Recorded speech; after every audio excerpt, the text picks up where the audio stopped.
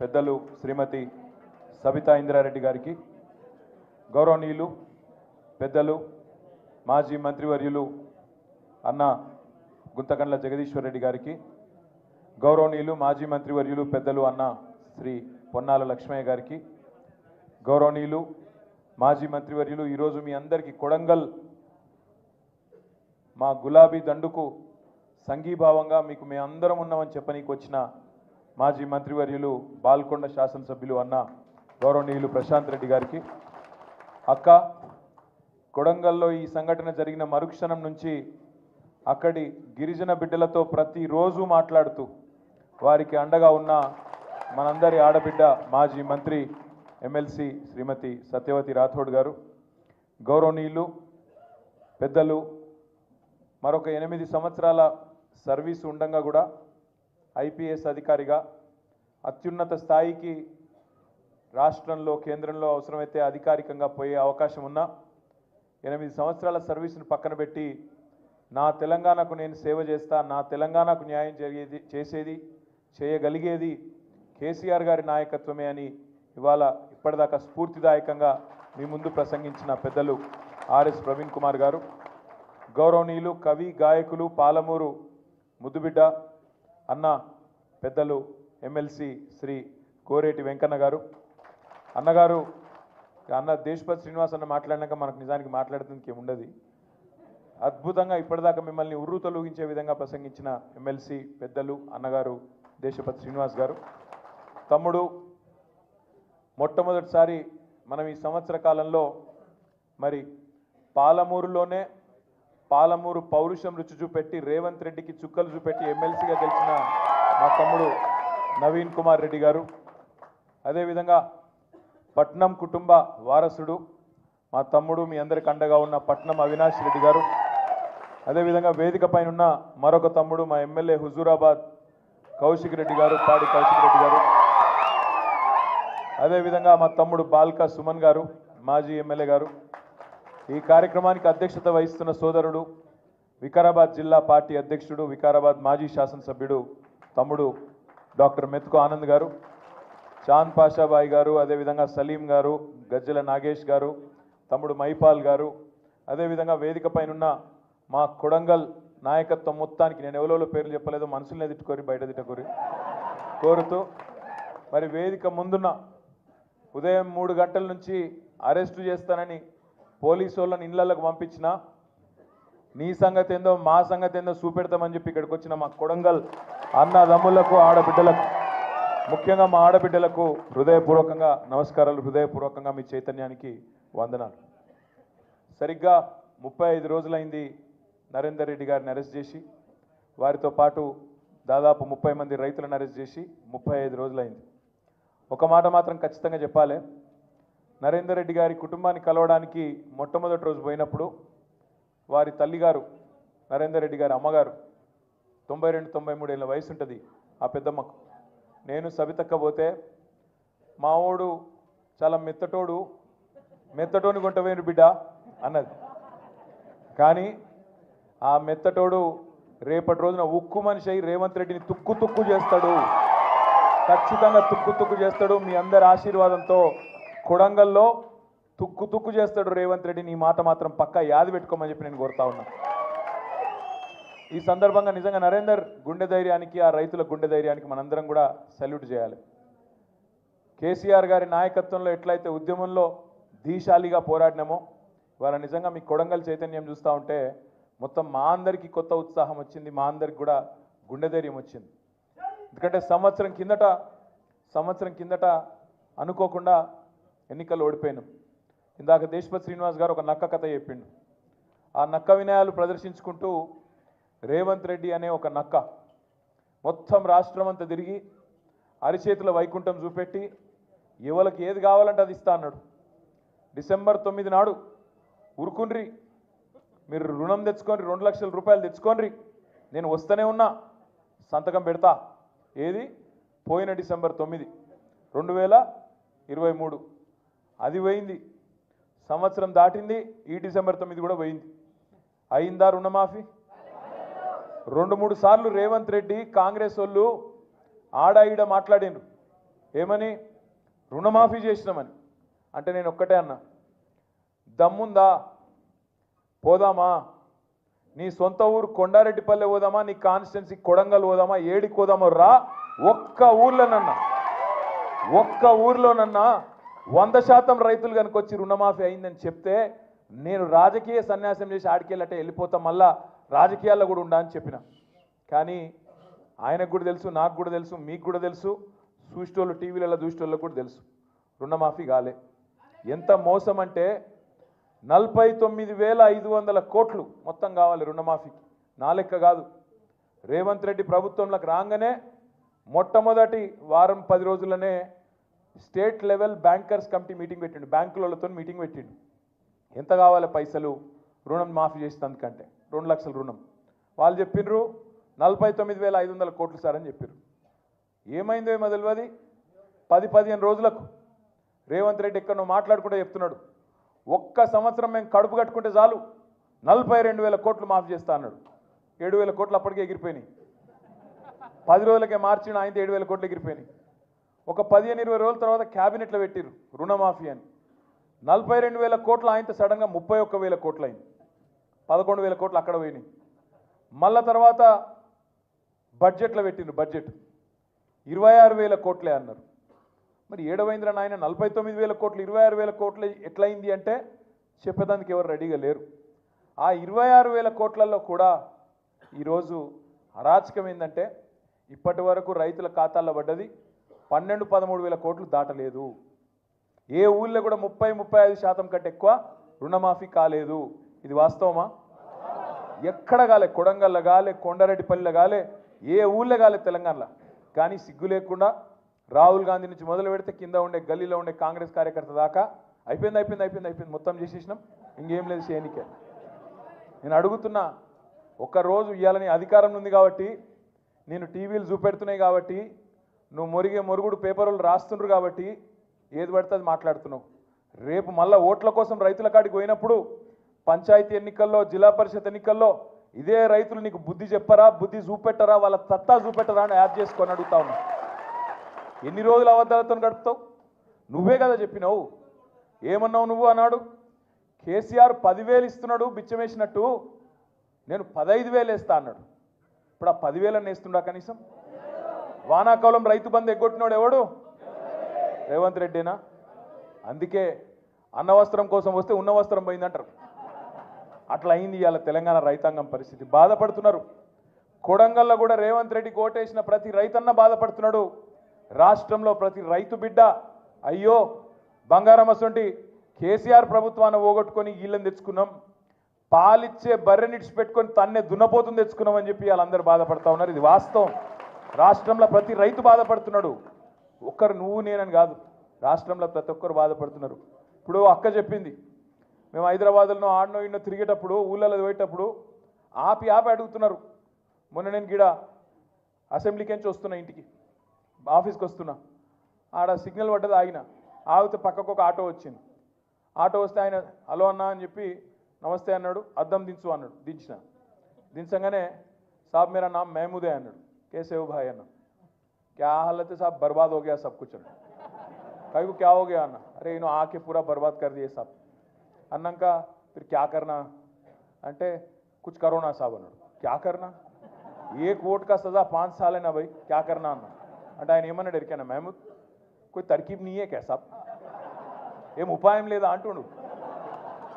ఇది ఒక మహమూద్ ముచ్చట కాదు, ఇది రాష్ట్రంలో అందరి మనసులకు ఇదేముంది, ఏమైనా ఉపాయం ఉన్నదా ఈ సన్నాస నాయకులు అవతలపడాలి.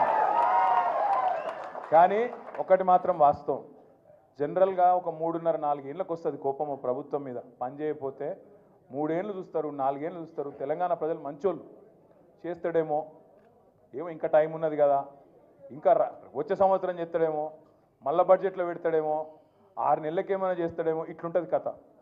కానీ రేవంత్ రెడ్డి కాడికి వచ్చే వరకు మాత్రం సంవత్సరం లోపట్నే ఆ నీలి రంగు నక్క మొత్తం వర్షంలో దడిసింది, అసలు రంగు బయట పడ్డది. ఎప్పుడు ఈ నక్కను వదిలించుకుందామని తెలంగాణ సమాజం మొత్తం ఇవాళ ఎదురు చూస్తూ ఉన్నది. ఇది వాస్తవం. 1-2 కాదు, ఎన్ని అబద్ధాలు. ఈ 6 గ్యారంటీలు 420 హామీలు నేను వాటి గురించి చెప్పా. ఫ్రీ బస్ అన్నాడు, తులం బంగారం అన్నాడు, స్కూటీ అన్నాడు, మన్నన్నాడు, మశానం అన్నాడు, ఏది లేదు, ఉన్నదే పోయింది. ఉన్న రైతు బంధే ఎగ్గొట్టినోడు కొత్త ఏమని ఇస్తాడా? ఇలా ఊరికి అమ్మతోడు చెప్తున్నా, ఇంకొకడు అయితే ఇంకొకడు రేషం ఉన్న మనిషి అయితే ప్రజలు తిట్టే తిట్లకు ఎప్పుడో చచ్చిపోతుండే. రేవంత్ రెడ్డి కాబట్టి బతుకున్నాడు, పురాగా సిగ్గు తప్పినోడు, పురాగా ఇజ్జత్ లేనోడు కాబట్టి బతుకుతున్నాడు. కానీ ఇంకోడైతే ఎప్పుడన్నా ఆయన ఓ బకెట్ల నీళ్లు పోసుకొని ఆయన నీళ్ళలో దుంగి చచ్చిపోతున్నాడు. అరే రామ, ఏం తిట్టుడు అది? మేము కూడా విన్నాం, మస్తుగా విన్నాం, కానీ అవి ఏం తిట్లు నాయన? ఆడ మూసి ఒడ్డు పొంట పోయి ఇక్కడ గొట్టం వెట్టుడు ఆలస్యం, ఏడున్నాడు రమ్మను అని. అరే గంత కోపం ఏందిరా భయట? మామూలు కోపం లేదు ఒక్కొక్కలకు. రమ్మను, ఇప్పుడు ఇక్కడ రమ్మను దమ్ముంటే. నిజంగా చెప్తున్నా, రేవంత్ రెడ్డి గారు కెమెరాలో చూస్తున్నావు, ఇక్కడ పోలీసు వాళ్ళు కూడా ఉన్నారు, నీ వాళ్ళు నాకు ఎరికే. రేవంత్ రెడ్డి యాది పెట్టుకో, యాడికి పోయినా ఒక 500-600 మంది సెక్యూరిటీని పెట్టుకుని, లేకపోతే మాత్రం ఈ బలగొట్టేటట్టున్నారు ప్రజలు. ఎక్కడికి పోయినా మాట్లాడతారు, అక్కడక్కడ డైలాగులు కొడుతుంటారు రేవంత్ రెడ్డి. మగోడి అయితే రా, అప్పుడప్పుడు ఆగురా అయ్యాను, మీలో లేదు చెవులలో మీలో లేదురా పోయి ఆగు. అక్కడక్కడ మాట్లాడుతుంటాడు. కేసీఆర్ దమ్ముందా అంటాడు, కేసీఆర్ అంటాడు. నేను అంటున్నా, కేసీఆర్ కావాలంటే నాకు మన సోషల్ మీడియాలో పోస్టులు పెట్టే పిల్లగానే తట్టుకోలేకపోతుండే ఈయనకట కేసీఆర్ కావాలన్నాడు. అవసరమా? ఈ చిట్టినాయుడు గింత మనిషి వీడు, వాడు మళ్ళీ చిట్టెలుక గాయన కంటే కేసీఆర్ కావాలన్నాడు. అందుకే మేము చెప్పినాం మొన్న, అంత లేదు నీకు చేతనైతే. అక్క అడిగింది, ఇలా పొద్దున జగదీష్ అన్న కూడా చెప్పిండు. ఏం చెప్పిండు? ఇప్పుడు అసెంబ్లీ నడుస్తుంది కదా, రేవంత్ రెడ్డి గారు నాకు ఈ భాష ఇష్టం ఉండదు నిజంగా చెప్పానంటే, కానీ తప్పదు అప్పుడప్పుడు. నాకు నిజంగా అప్పుడప్పుడు నాకు ఇష్టం ఉండదు. నేను చదువుకున్నా, రేవంత్ రెడ్డి లెక్క నేను ఆడ ఈడ ఆవారా తిరిగినోని కాదు. చదువుకున్నా, కష్టపడ్డా, నేను ఎక్కడో పోయి బయట దేశంలో పోయి కొంత ఉద్యోగం సంపాదించుకున్నా, కొంత పేరు సంపాదించుకున్నా, నాకు ఇష్టం ఉండదు. కానీ ఇక కుక్కగాడుకు చెప్పు దెబ్బ అన్నట్టు ఇష్టంటోళ్ళకి ఇట్లే చెప్తేనే అర్థమవుతుంది. అందుకే చెప్తున్నా, రేవంత్ రెడ్డికి అడుగుతా ఉన్నా నేను, రేవంత్ రెడ్డి నువ్వు నిజంగానే మగాడివే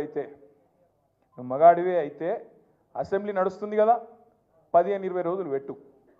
మొదలు 10-15 రోజులు మొత్తం రాష్ట్రంలో ఉన్న ప్రజల సమస్యలు మాట్లాడదాం, లగచర్ల మాట్లాడదాం, గురుకుల పాఠశాలలు మాట్లాడదాం, అక్కడ ఉన్న సమస్యలు మాట్లాడదాం, రాష్ట్రంలో నువ్వు చెప్పిన 6 గ్యారెంటీలు మాట్లాడదాం, ఆటో డ్రైవర్లు ఎందుకు చచ్చిపోతున్నారో మాట్లాడదాం, చేనేత కార్మికులు ఎందుకు చచ్చిపోతున్నారో మాట్లాడదాం, బోనస్ ఎందుకు ఇస్తలేవో మాట్లాడదాం, మిగతా అన్ని విషయాలు మాట్లాడదాం. నీకు ఇష్టం ఉన్నంత కాలం రాష్ట్రం అప్పుల పాలైందని తప్పుడు ప్రచారం చేస్తున్నావు కదా, అది కూడా మాట్లాడదాం. నువ్వు నిజంగానే మొగాడివి అయితే 10 రోజులు ఇదంతా ఒడిచిపోయినాక మిగిలిన 4-5 రోజులు ఉన్నాయి కదా, ఈ స్కాము ఆ స్కామ్ అంటున్నావు కదా, మొగోనివైతే అసెంబ్లీలో చర్చ పెట్టు, అక్కడనే సమాధానం చెప్తా నీకు, అసెంబ్లీలోనే చెప్తా ఉన్నా. ఈ ఫార్ములా ఆ ఫార్ములా అంటున్నావు కదా, ఏ ఫార్ములా అన్నదే నీ ఇష్టం, తీసుకురా అసెంబ్లీలో పెట్టు. 4 గోడల మధ్యన క్యాబినెట్లో కూర్చొని ఎవరిని ఎట్లా లోపల పెట్టాలి, ఎవరి మీద ఏం కేసు పెట్టాలి, ఎవరిని ఎప్పుడు నూకాలి, ఇది కాదు ప్రభుత్వం చేయాల్సిన పని. ప్రభుత్వం చేయాల్సిన పని ప్రజాహితమైన పని చేయాలి, ప్రజలకు మంచి చేసే ఆలోచన చేయాలి.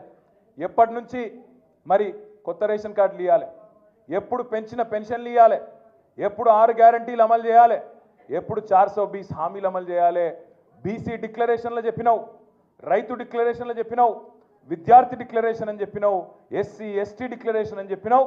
వాటిలో చెప్పిన మాటలు ఎప్పటి నుంచి అమలు చేస్తావో గవి చర్చ చేయాలి క్యాబినెట్లో. గవేవి లేవు. మీరు చూస్తున్నారు ఎంత ఎంత ఎక్కింది అహంకారం నెత్తికంటే.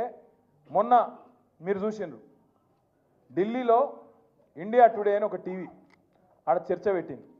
రేవంత్ రెడ్డి వేయిండు, పోతే అక్కడ అడిగినరు వాళ్ళు, ఏం సార్ నువ్వు ఎవరిని పడితే వాళ్ళని జైల్లో పెడుతున్నావట, ఏం సంగతి అంటే, నేను ఎవరిని పెట్టినా అన్నాడు. మరి లగచర్ల రైతులను పెట్టినావు కదా, 30-40 రోజులకెళ్ళి వాళ్ళు ఉన్నారు కదా అంటే, వాళ్ళు కొట్టినరు, కలెక్టర్ని కొట్టినరు మాట్లాడతాడు. కలెక్టర్ ఏమో నన్ను ఎవడు కొట్టలేదని చెప్తాడు, కలెక్టర్ ఏమో నా దాడే జరగలేదు, కొట్టనే లేదు ఎవడని కలెక్టర్ చెప్తాడు. కానీ రేవంత్ రెడ్డి మాత్రం కొట్టినరు అని చెప్తా ఉన్నాడు. నేను ఒక్క మాట అడుగుతున్నా, దయచేసి మీరు గుర్తుపెట్టుకోండి. ఒక లగచర్లలో రైతులనే కాదు, ఇలా సోషల్ మీడియాలో పోస్టులు పెట్టే పిల్లలకు ఎస్ఐలు ఫోన్ చేస్తున్నారు, సిఐలు ఫోన్ చేస్తున్నారు, డిఎస్పీలు ఫోన్ చేస్తున్నారు. నేను చెప్పేది కరెక్టేనా? ఫోన్ చేసి బెదిరిస్తున్నారు. ఎందుకు బిడ్డ మీకు లోపల పెడతాం, కేసులు పెడతాం, లోపలేస్తాం అని మాట్లాడుతున్నారు. ఇప్పుడే ప్రవీణ్ గారు చెప్పినట్టు కోస్గిలో మీరు ఇక్కడికి వస్తుంటే హైదరాబాద్లో మీ పార్టీ ఆఫీస్కి మీరు వస్తుంటే మీ ఇంటికి మీరు వస్తుంటే ఆడబెట్టి మీ మీద పీడీ యాక్ట్ పెడతాం లోపలేస్తాం అని బెదిరించుడు. దాంతోపాటు గా ఎల్ఎన్టీ అనేది ఒక పెద్ద కంపెనీ హైదరాబాద్లో మెట్రో కట్టిరు. ఆయన మొన్న మదినప్పుడు హైదరాబాద్కి వచ్చిండు. వచ్చి ఆయన విలేకరులతో మాట్లాడుకుంటూ ఒక మాట అన్నాడు. ఏమన్నాడు? ఈ ఫ్రీ బస్సు పెట్టినాక మాది కొద్దిగా తగ్గింది గిరాకీ అన్నాడు. అంటే రేవంత్ రెడ్డి ఏమంటాడు ఎరికేనా? నూక్కుని రావని లోపల అంటాడు. అరే అది ఉన్నట్టు చెప్పుడు కూడా తప్పేనా? చెప్పుడే కాదు, ఇండియా టుడే టీవీలో చెప్తుండు అని నూకుమన్నా నేను నూకుమంటే వాడు బొంబాయి వారిపోయినట్టు. అంటే ఇక నీకు ఎవరు ఖిలాఫ్ ఆఖరికి పాపం కానీ ఇది ఏం తప్ప? గా యాక్టరు, సినిమా యాక్టరు, ఈయన పేరు మర్చిపోయాడు. ఆయన చెప్పేటప్పుడు పేరు మర్చిపోయాడు. తెలంగాణ సీఎం అని చెప్పి అడిగి చూసిండు కొద్దిగా. మనవానికి ఆయన ఎక్కడన్నా తలిగింది. అయితే నేనేమంటున్నా, గింత అన్యాయం అని పేరు మర్చిపోతే జైలు పెడతావు. ఇక గట్ల తయారైండు మన చిట్టినాయుడు. నేనేమంటున్నా, దయచేసి మీ అందరికి ఒకటే కోరుతున్నా, మీకు ఇవాళనే నాంపల్లి కోర్టులో పట్నం నరేందర్ రెడ్డి గారిది, అదేవిధంగా 27 మంది రైతులది మొత్తం నిన్న ఇవాళ వాదనలు మొత్తం అయిపోయినాయి.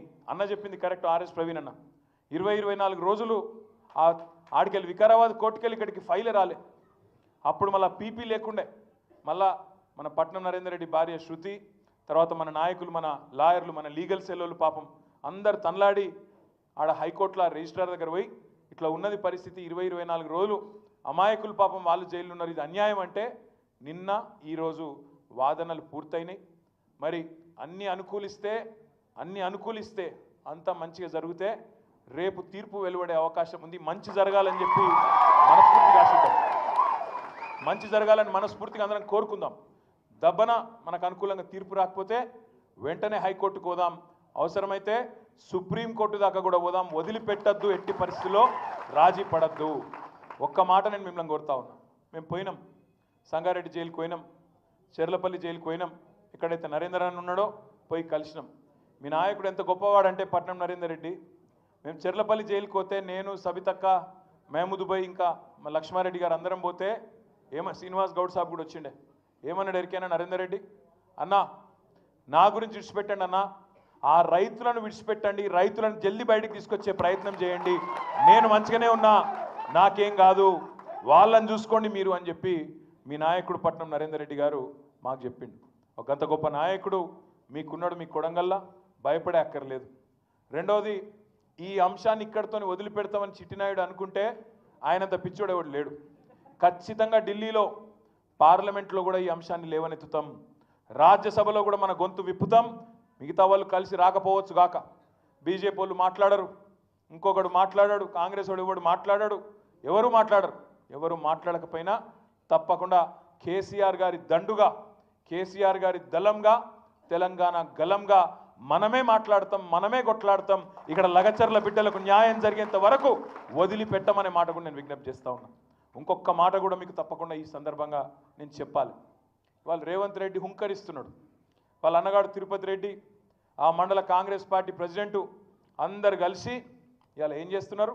లెక్కబెట్టి దాడి చేసింది అనుకుంటా ఓ దిక్కు ఆరోపణ చేసుకుంటా, అందులో ఆ రోజు నిరసనలో పాల్గొన్న వాళ్ళల్లో కాంగ్రెస్ వాళ్ళు ఉంటేనేమో వాళ్ళని పక్కకు పెట్టిండ్రు, వాళ్ళని అరెస్ట్ చేయలే. వాళ్ళ మీద మరి ఫోటోలలో వాళ్ళకి స్పష్టంగా కనబడుతున్నా వాళ్ళని ముట్టుకోలే. కానీ మనోళ్ళని తీసుకుపోయి 47 మంది మీద కేసు పెట్టి ఇప్పటికి 27-28 మందిని అరెస్ట్ చేసి ఇంకొక కొంతమందిని కూడా పట్టుకొచ్చే ప్రయత్నం చేస్తున్నారు. ఇంకా మళ్ళీ హుంకరిస్తున్నాడు రేవంత్ రెడ్డి. మీ దెబ్బకు వెనుకకు తగ్గిండు. లగచర్లలో మొదలు ఫార్మా అన్నాడు, ఇప్పుడు ఫార్మా వెనుకకు తీసుకుంటున్నాను ఒక దిక్కు చెప్పి కుడి చేత్తో వెనుకకు తీసుకున్నాడు, ఎడమ చేత్తోని ఇండస్ట్రీ జోన్ అట, ఇండస్ట్రియల్ జోన్ పెడతా, మా కొడంగల్లో పరిశ్రమలు పెడుతుంటే కొంతమంది సన్నాసులు మాట్లాడుతున్నారు అని చెప్పి మొన్న అక్కడెక్కడ మాట్లాడిండు. ఒక దిక్కేమో ఆయన్నే అంటాడు, తొండలు గుడ్లు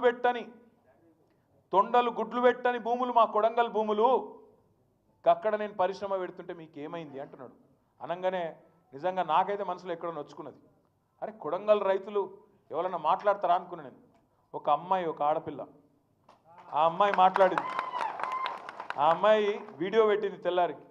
తొండలు గుడ్లు పెట్టవన్నావు కదా, మరి ఇది ఏందా అని వడ్లు ఇట్లా చేతిలో పట్టుకొని ఇవేందా రేవంత్ రెడ్డిగో నేను చేన్లో నిలబడ్డా, ఇవేంటి వడ్లు కాదా, ఇవి తొండల గుడ్లా అని చెప్పి ఆమె అడుగుతుంటే మరి ఆ చైతన్యానికి నిజంగా కూడా సలాం కొట్టాలనిపించింది.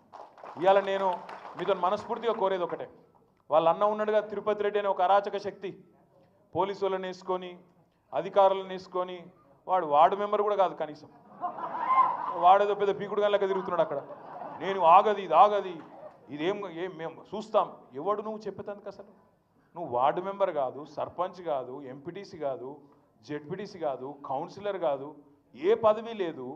నువ్వు వచ్చి అంతు చూస్తాం, మేము ఖచ్చితంగా పెట్టి తీరుతాం, వెనుకకు దగ్గం. అసలు ఎవరు నువ్వు చెప్పేందుకు? ముఖ్యమంత్రి అన్న అయితే ఇక మొత్తం ఆ నియోజకవర్గానికి రారాజా, చక్రవర్త. అందుకే తిరుపతి రెడ్డికి కానీ ఇలా కాంగ్రెస్ నాయకులు ఎవరైతే అహంకారంతో విర్రవీగుతున్నారో వాళ్ళని ఒక్కటే ప్రశ్న అడగండి.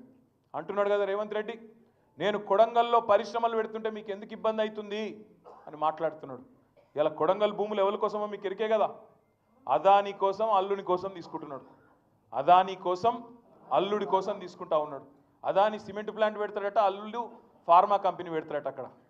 నేను అందుకే మీకు నేను విజ్ఞప్తి చేసేది, తిరుపతి రెడ్డి వచ్చినా కాంగ్రెస్ వాడు ఎవడొచ్చినా వాళ్ళకు ఒక్కటే చెప్పండి, పరిశ్రమలు పెట్టి ఉద్యోగాలు ఇస్తా అంటున్నావు కదా, బాగా ప్రేమ ఉంది కొడంగల్ మీద అంటున్నావు కదా, మరి నీకు నీ సొంత నియోజకవర్గం రేవంత్ రెడ్డిది కొడంగల్ కాదు, అక్కడ అచ్చంపేట కల్వకుర్తి ఆ ప్రాంతం, కల్వకుర్తి తాలూకా. రేవంత్ రెడ్డిని అడగండి, ఆయన కుటుంబాన్ని డిమాండ్ చేయండి, తిరుపతి రెడ్డిని అడగండి. మీకు ఇంత ప్రేమ ఉంటే మీరు ఒక పని చేయండి అన్న, మీకు వెల్దండలో 500 ఎకరాలు జాగుంది కదా, వెల్దండలో ఇప్పుడు అంటున్నావు కదా ఎకరానికి 20 లక్షలు ఇస్తా అంటున్నావు కదా, ఆ 20 లక్షలు ఏదో నువ్వు తీసుకో, 5 లక్షలు మా బీఆర్ఎస్ పార్టీ నుంచి మేము ఇస్తాం నీకు, ఆ భూములలో పెట్టు నువ్వు పరిశ్రమ, అదాని పరిశ్రమను తెచ్చి గన్ల పెట్టు, అనవసరంగా మాకొద్దు ఈ దరిద్రం అని చెప్పండి గట్టిగా. ఎందుకంటే సొంత ఊరు మీద ప్రేమ ఉండాలి కదా, మీ మీద ఇంత ప్రేమ కురిపిస్తున్నానికి సొంత ఊరు మీద కూడా ప్రేమ ఉండాలి కదా, కల్వకుర్తి తాలూకా మీద. అక్కడ పెట్టు మరి నీ భూములలో. రైతులకు ఇస్తానంటున్నావు కదా 20 లక్షలు, నువ్వు తీసుకో 20 లక్షలు, మీదికెళ్ళి 5 లక్షలు బీఆర్ఎస్ పార్టీ నుంచి మేము ఇస్తాం. 500 ఎకరాలు అంటున్నావు కదా, ఎకరానికి ఒక 5 లక్షలు ఇస్తాం, తీసుకో. చేస్తాడా ఈ పని రేవంత్ రెడ్డి? ఇస్తాడా ఆయన భూమి? ఆయన భూమి ఇయ్యడంట, కానీ పేద రైతుల భూములు, గిరిజనులు, దళితులు, బీసీలు, నేను కలిసిన అందరినీ, అందులో ఒక పిల్లగాడు పంచాయత్ సెక్రటరీ ఉన్నాడు, ఆయనను కూడా తీసుకుపోయి లోపల వారేసారు, రాఘవేంద్ర యాదవ్ ఆ పిల్లగాని పేరు. నేను అడిగిన నువ్వేడికెళ్ళి వచ్చినారో భయం అన్న, నేను డ్యూటీకి పోయినా ఈ ప్రభుత్వమే చెప్పింది కులగణన చేయమని చెప్పింది, నేను ఎక్కడో పక్క మండలంలో పనిచేస్తున్నా, ఊరికి వచ్చినాక సాయంత్రం నన్ను కొంట పోయినరు. అరే నిన్నెట్లా తీసుకుపోయిన రాబోయే అంటే, నేను చూడన్నా ఇక నేను ఆడ పోయి వచ్చినా, అయినా కూడా నన్ను కూడా తీసుకొచ్చిరన్నా అని చెప్పిండు. ఒక ఆయననే కాదు, ఇలా కేవలం దళితులు గిరిజనులే కాదు, విష్ణువర్ధన్ రెడ్డి అని ఒక ఆయన ఉన్నాడు, ఆయనకు కూడా 25 ఎకరాలు 30 ఎకరాల పొలం ఉందంట, ఆయనను కూడా పట్టుకపోయినారు. ఈ కులం ఆ కులం అని కాదు, రైతు కులం ఉండదు. ఆ రైతులను ఇవాళ చెరబట్టి, ఆ రైతులను జైల్లో పెట్టి, నేను భూమి నా భూమి నేను ఉంచుకుంటా అన్న ఒకే ఒక్క పాపానికి 35 రోజులు జైలా. మరి ఇట్లాంటి దుర్మార్గుని మనం క్షమించవచ్చా? నేను మిమ్మల్ని మనస్ఫూర్తిగా కోరేది ఒకటే, వాళ్ళు నిజంగా పట్నం నరేందర్ రెడ్డి గారు ఇంతమంది మిమ్మల్ని అందరినీ తయారు చేసిండు. నిజంగా ఈ సందర్భంగా పట్నం నరేందర్ రెడ్డి గారికి కూడా ఒకసారి గట్టిగా చప్పట్లతో వారికి మనందరం అభినందనలు చెప్పాలి.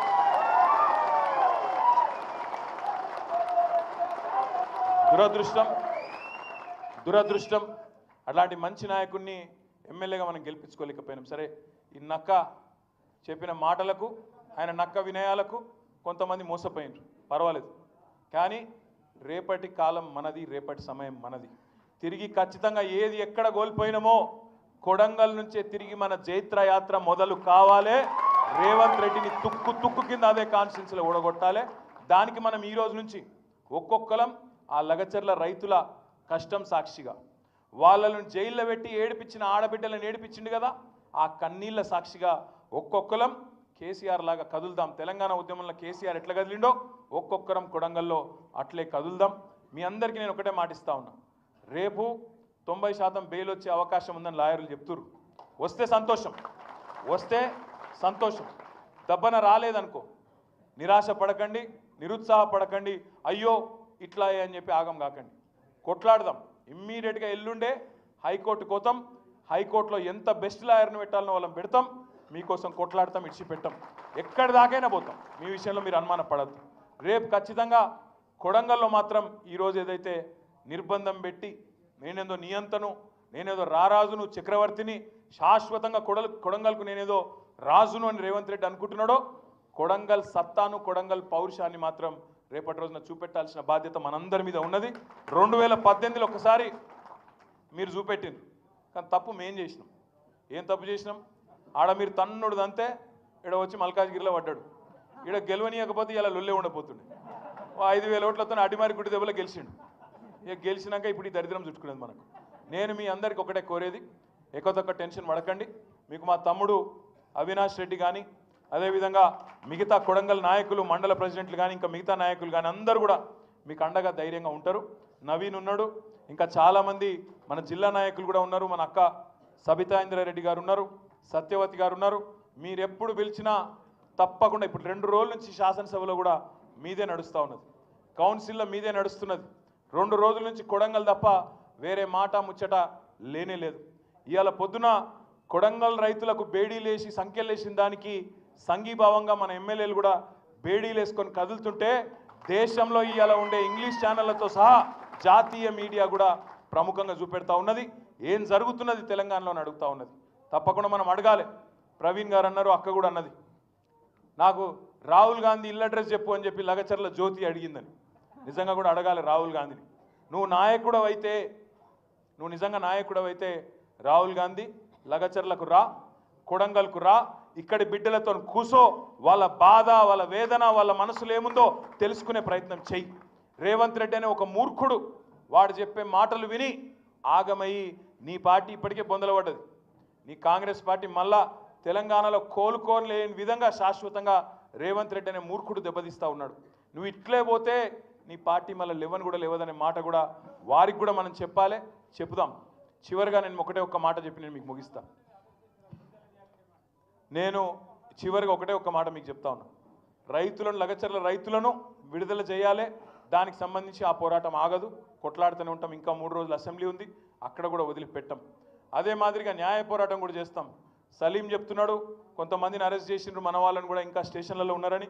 ఇప్పుడు ఇక్కడ మేమందరం కూడా ఉన్నాం. ఇప్పుడే ఎస్పీ గారికి, మిగతా అధికారులకు కూడా మాట్లాడతాం. వారిని వెంటనే విడిపించే ప్రయత్నం కూడా చేస్తాము. వారిని వెంటనే మీరు తిరిగిపోయే లోపలనే వాళ్ళని కూడా విడిచిపెట్టే ప్రయత్నం చేస్తాం. చివరిగా కొడంగల్లో ఇంత శక్తివంతంగా మీరున్నారు, దయచేసి జావగారి పోకండి. నీరు ఎక్కడ కూడా నిరుత్సాహపడకండి. మీకు ఎప్పుడు ఏ కష్టమున్నా ఊరికొస్తాం. ఇవాళ వాళ్ళని ఎట్లా చూసుకుంటున్నామో నరేందర్ని కానీ, లగచర్ల రైతులను కానీ, మిమ్మల్ని కూడా కంటికి రెప్పలాగా కాపాడుకునే బాధ్యత మాది, మా అందరిది. ఇంకొక 2 ఏళ్లలో ఇప్పుడు మీరు చూస్తున్నారు కొత్త జమిలి ఎన్నికలను కూడా అంటాను. కాబట్టి దరిద్రం ముందే పోయినా పోతుంది మనకు. అప్పటిదాకా 28 దాకా అవసరం లేదు, ముందే పోయే అవకాశం ఉంది. కాబట్టి మీరు ధైర్యంగా ఉండండి. తప్పకుండా మీ అందరికి మేము అండగా ఉంటామని చెప్పి కూడా తెలియజేస్తూ